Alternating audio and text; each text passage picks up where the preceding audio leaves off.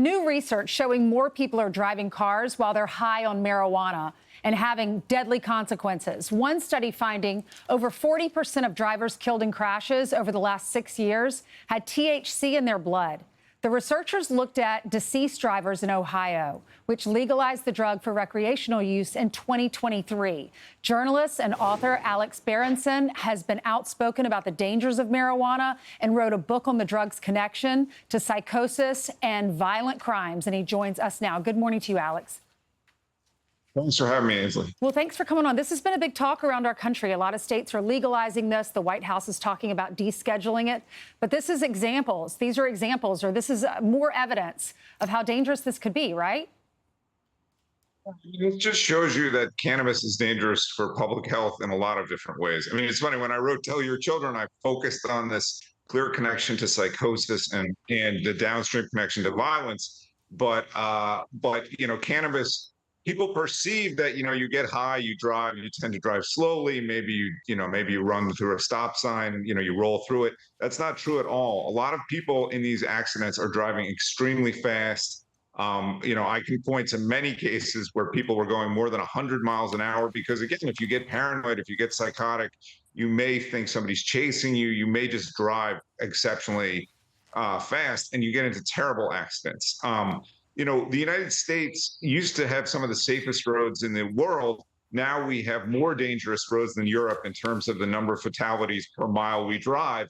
And part of that probably is due to cannabis. There's a lot of reasons, but part of it is due to cannabis.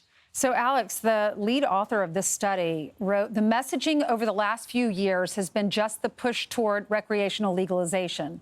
There has not been enough emphasis on some of the downsides and the dangers that can occur. People should treat smoking marijuana just like they treat alcohol. Don't smoke and drive. And, Alex, when you look at these, if you look at the numbers, after it was approved in the state of Ohio, which was in 2023, the last year and a half of the study shows that there's an uptick of about 3%. So before it was legalized, 42.1%, and after it was legalized, 45.2%. That's almost half of the accidents you can blame on THC. When you tell people a drug is safe for recreational use, they're going to use it. And, you know, we now have a big industry that profits from this, that wants descheduling, as you said. And obviously, President Trump has a big decision to make on this. We've talked about this before.